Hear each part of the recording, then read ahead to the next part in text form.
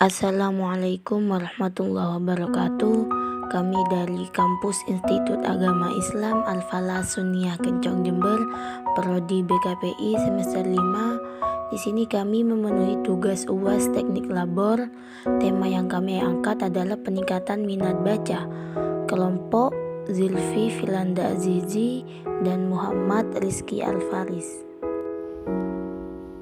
Pengertian minat baca. Minat baca. Minat adalah dorongan atau keinginan dalam diri seseorang pada objek tertentu.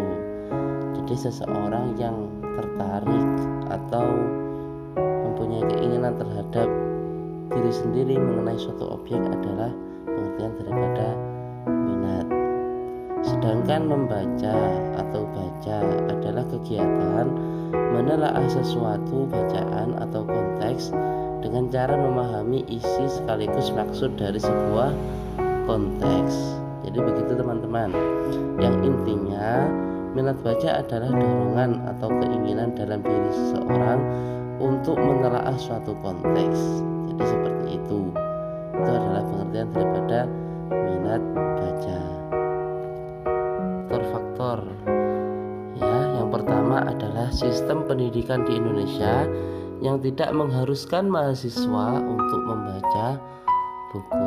Jadi kelemahan daripada sistem di Indonesia ini adalah tidak mengharuskan mahasiswa untuk membaca buku. Namun sebagian besar sudah mulai mengharuskan mahasiswanya membaca buku. Sehingga apa?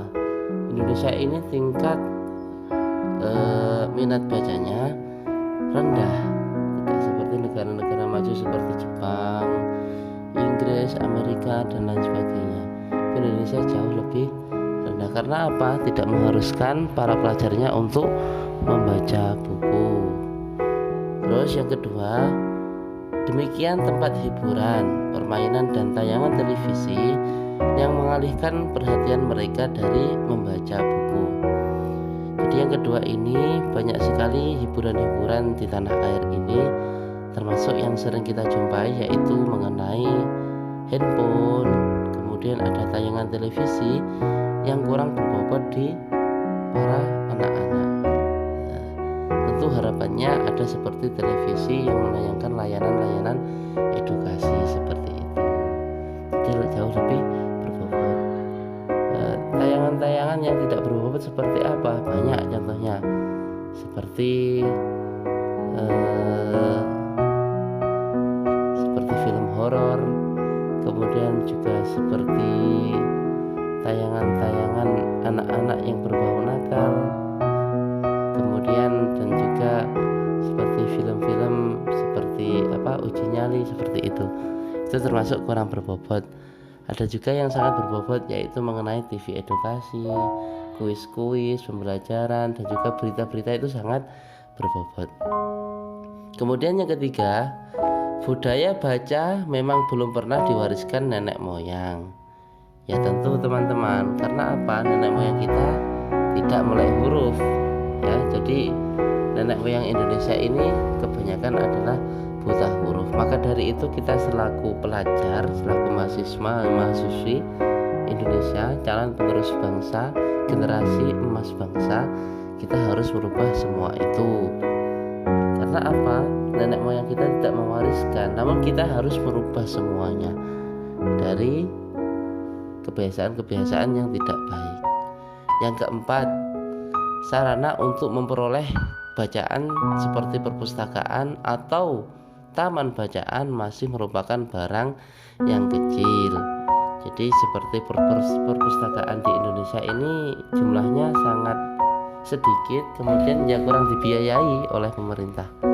Ya, bahkan ada yang mereka yang istilahnya orang-orang konglomerat membangun perpustakaan sendiri tanpa didanai oleh pemerintah. Kemudian yang kelima, tidak meratanya dibagikan bahan bacaan di berbagai lapisan masyarakat. Jadi di lapisan masyarakat Indonesia itu kurangnya bahan bacaan yang menyebar. Intinya apa?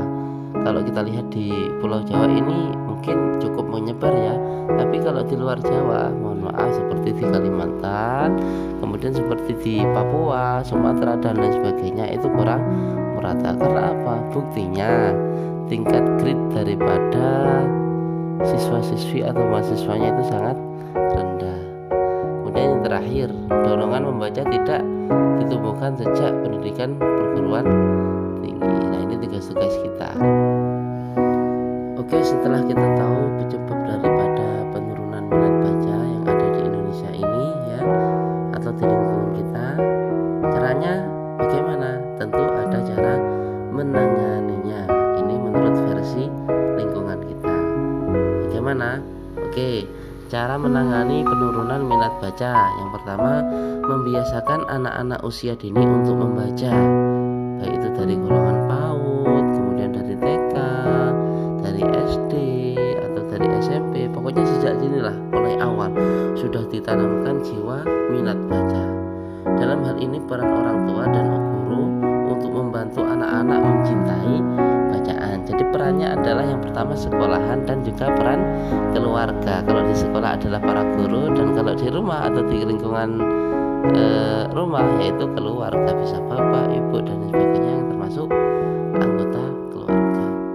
Oke, yang kedua, kebijakan pendidikan untuk menamatkan minimal 1 buku dalam 1 bulan. Ini bisa divariasi, jadi tidak harus 1 bulan 1 buku, tidak harus, tapi ini versi kita. Karena apa?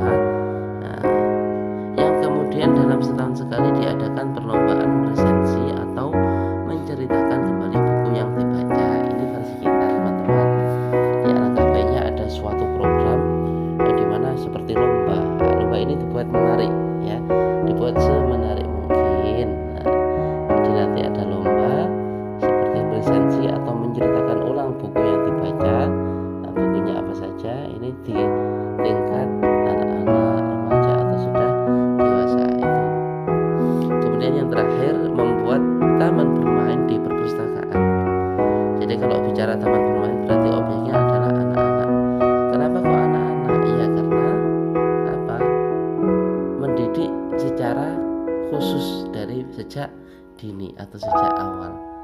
Jadi mereka pertama nggak tertarik dengan perpustakaan, tapi tertarik dengan permainan. Toh lama kelamaan nanti akan kepo dengan yang namanya buku yang ada di perpustakaan. Ya, jadi seperti itu. Langkah peningkatan motivasi minat baca. Yang pertama, membangun motivasi minat membaca, yaitu dari diri kita sendiri bahwa membaca adalah jendela dunia.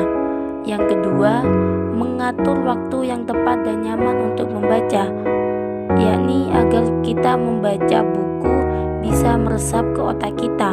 Dan yang ketiga, membaca sesuatu yang kita sukai. Jadi awal membaca adalah dengan membaca buku yang kamu sukai.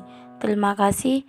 Wabillahi taufiq wal hidayah. Wassalamualaikum warahmatullahi wabarakatuh.